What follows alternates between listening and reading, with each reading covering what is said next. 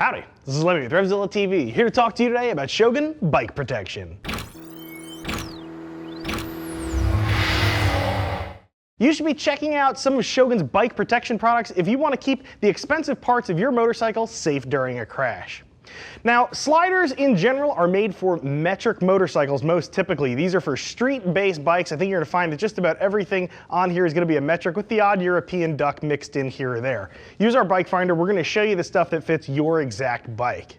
Installation on these products differs just a little bit. We're looking at anywhere from 1 to 2 beards on our BSD, our beard scale of difficulty. Some of the items are super simple, and if you take 5 minutes, you've been taking too long for installation, but some of them require a little bit more work. We'll touch a little bit more on that in just a moment.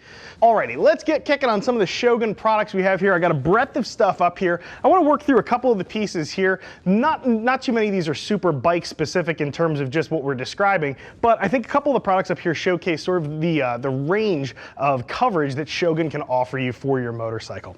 Let's start down at the end here. We've got a set of swing arm sliders, and I also have down here as well, you can see we have some bar end sliders for those of you guys who are rocking clip-ons on there. Notice when we started this video, we didn't just say, hey, it's frame sliders by Shogun. This is actually bike protection.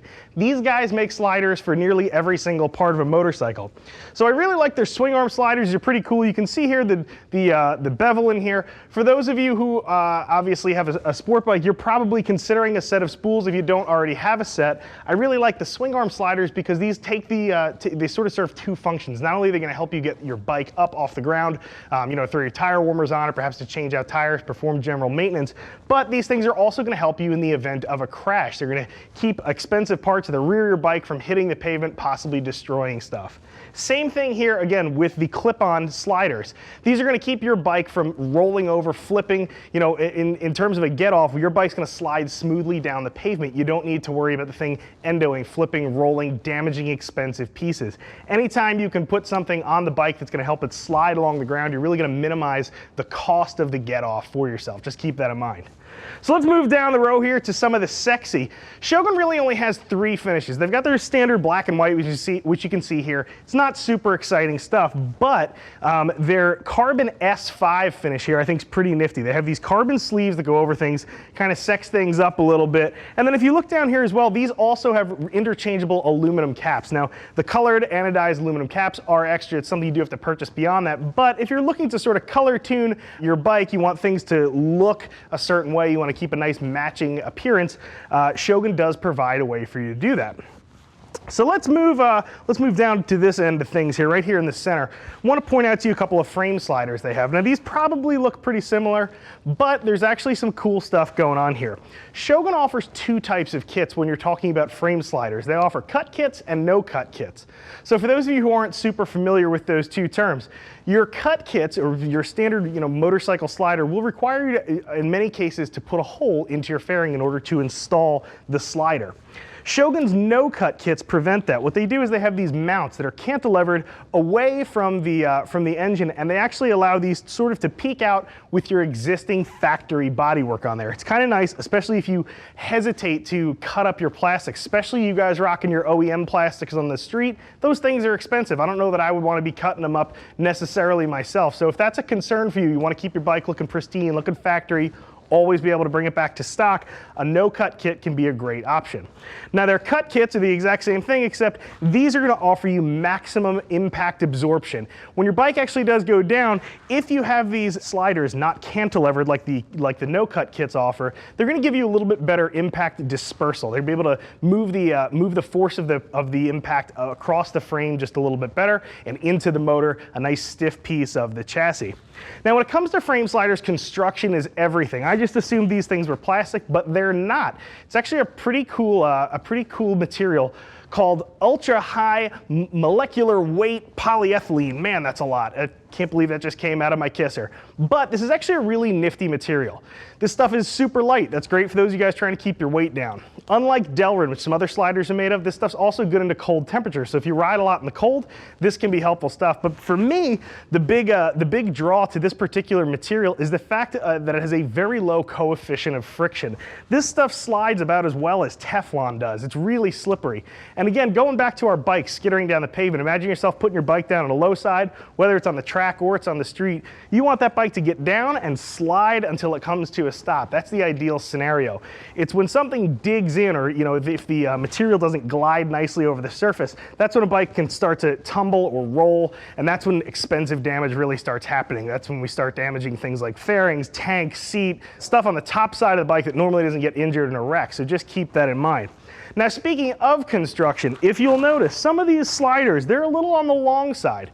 Now, I know a lot of folks out there understand the purpose of sliders. Their main goal is to protect that frame, protect your running gear.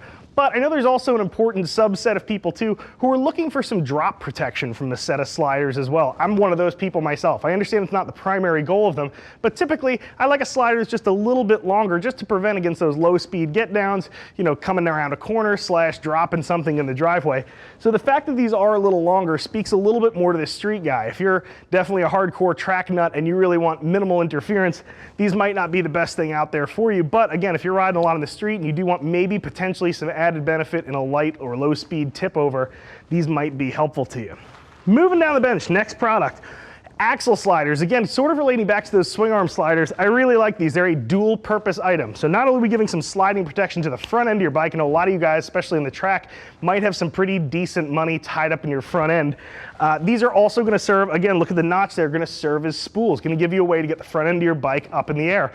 Whether you're doing just regular service or you're getting your tire warmers on there, tire replacement, stuff like that, these are going to kind of serve two functions. I also really love the fact too, they don't use all thread for the part that goes through that hollow axle. These things are actually cut to fit. It's a nice touch, really shows that they were thinking about the fitment of these on your motorcycle.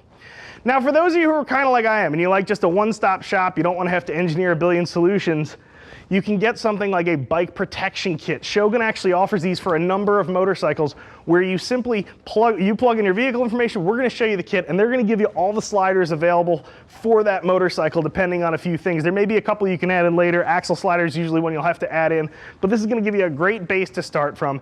Everything's going to bolt up just fine. It's going to fit your motorcycle exactly, and the best part is it all looks the same, so you're not going to bring some weird mismatched look to your bike. Instead, all of your crash protection stuff will look nice and uniform.